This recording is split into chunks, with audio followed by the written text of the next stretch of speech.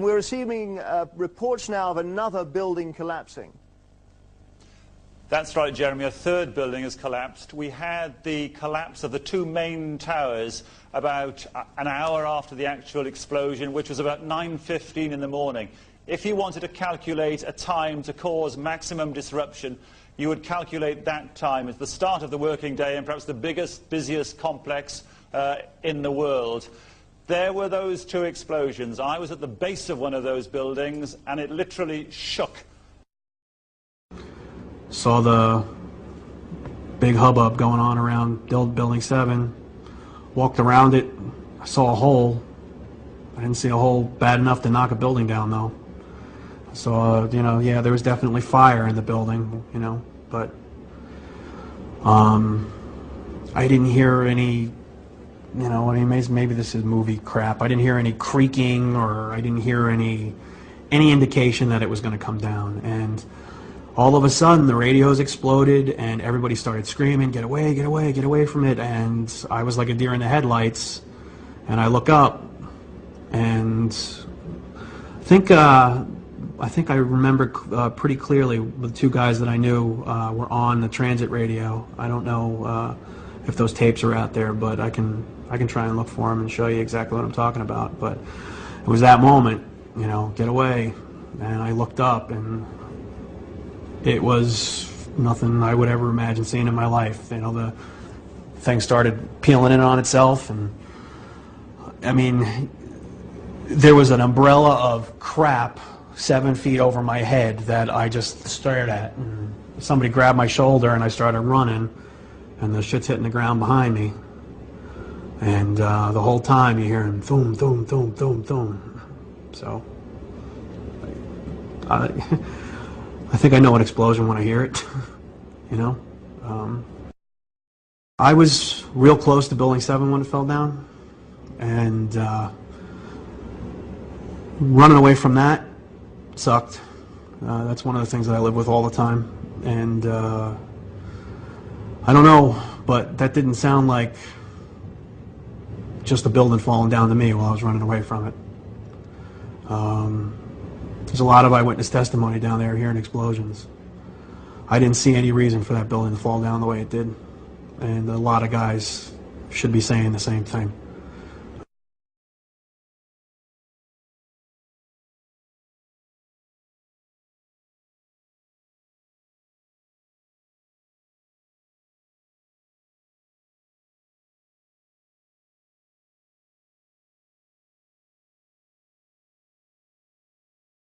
Jane, what more can you tell us about the Salomon Brothers building and its collapse? Well, only really what you already know. Details are very, very sketchy. There's almost a sense downtown in New York behind me, down by the World Trade Centers, of just an area completely closed off as the rescue workers try to do their job.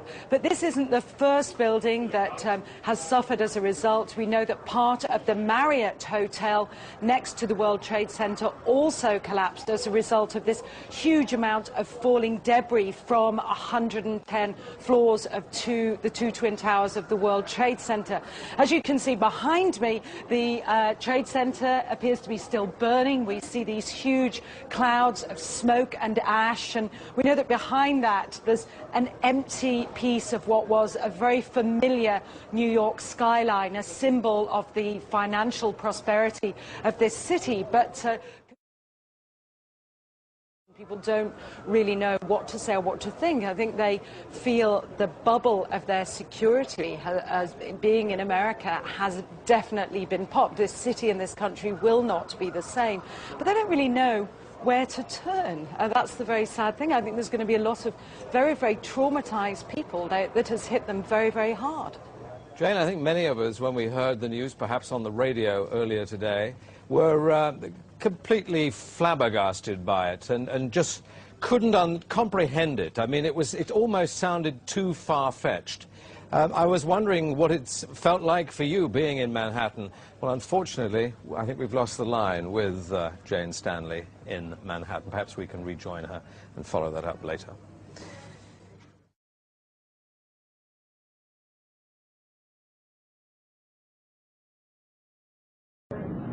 Now, here we're going to show you a videotape of the collapse itself. Describe that. Now we go to videotape, the collapse of this building.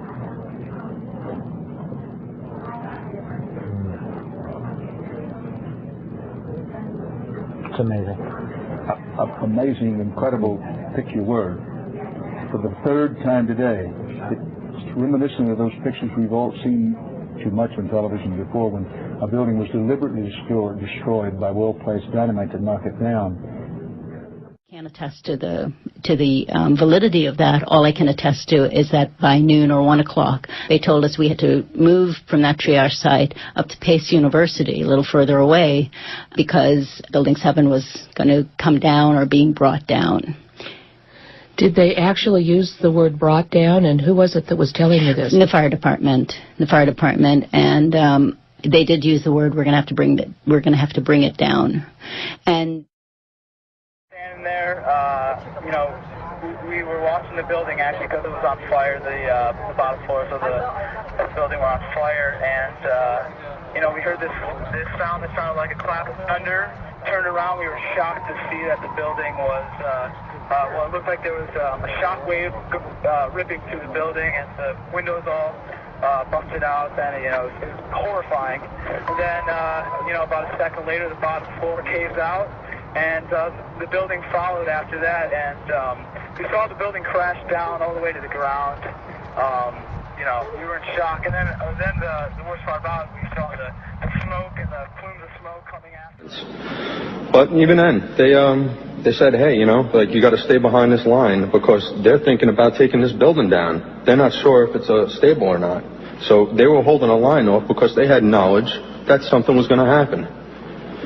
Well, you know, they pushed us back a little bit. About 15 minutes later, actually like a couple minutes later, they started calming down. They let the border through. People started coming back out into the street. We watched like 5 New York City buses jam-packed with people wanting to do search and rescue head down there towards Building 7. People walked out into the middle of the street to see these people off, like bon voyage. And right then, Building 7 came down, and it was a stampede.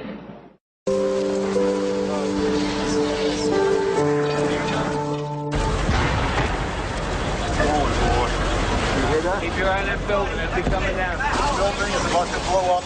Moving back. All right, guys. Sorry. We are walking back. The building is about to blow up.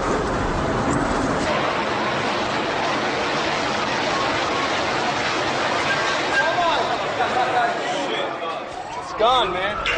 17 down.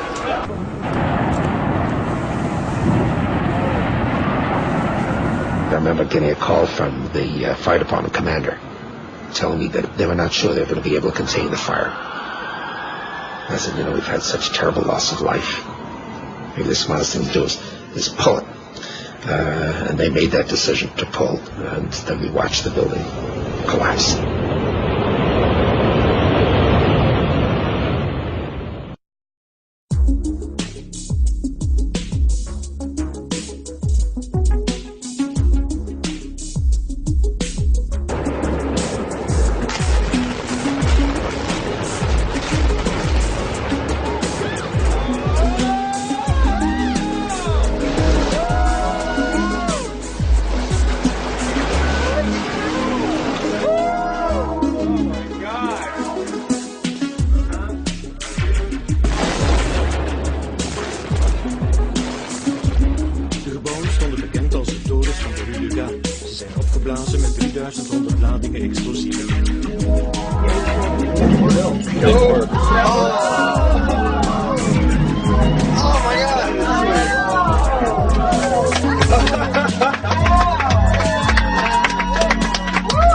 I don't know exactly how many stories the building is, Dan, but standing at the base of it, watching it burn about an hour ago, it looked to be something on the order of 50, 60 stories, as you said, a very, very large office building.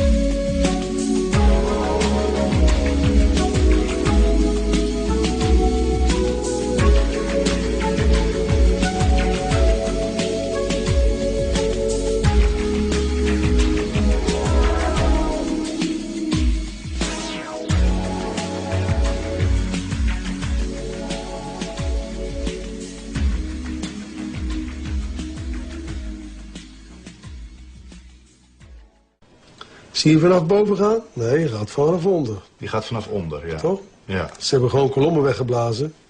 Er is nagesprongen. Dit valt anders dan het World Trade Center. Vind je niet dan?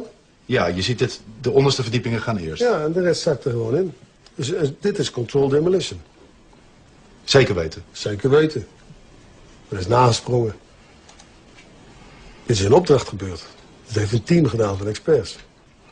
Maar dit is ook op 11 september gebeurd. Dezelfde dag? Dezelfde dag. Dezelfde dag? Weet je dat zeker? Ja.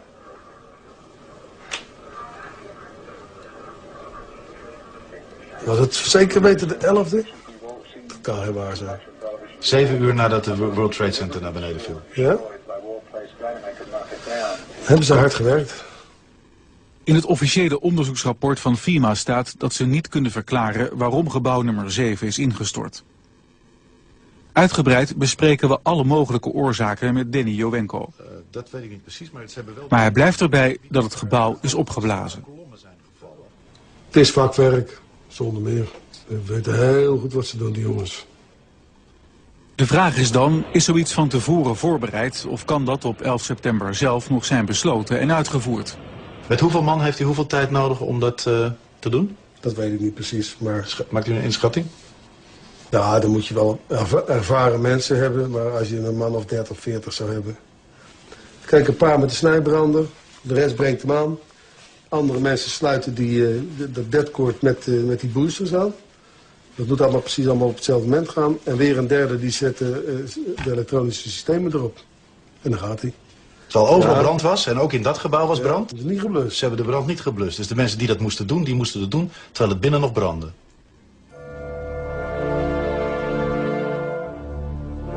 Ja, dat is vreemd. Dat is vreemd. Dat vind ik ook heel vreemd. Ik heb geen verklaring voor. In gebouw nummer 7 zaten onder meer de IRS, het ministerie van Defensie, de CIA, de Secret Service, de commandobunker van burgemeester Giuliani en de SEC, de beurswaakhond die toeziet op de financiële schandalen van Wall Street. Volgens de complotdenkers was het bewijs van de Amerikaanse medeplichtigheid te vinden in gebouw nummer 7 en is daarom van tevoren besloten dat het zou worden opgeblazen. Als we niet blijven zoeken naar antwoorden, zullen we ook nooit de waarheid vinden.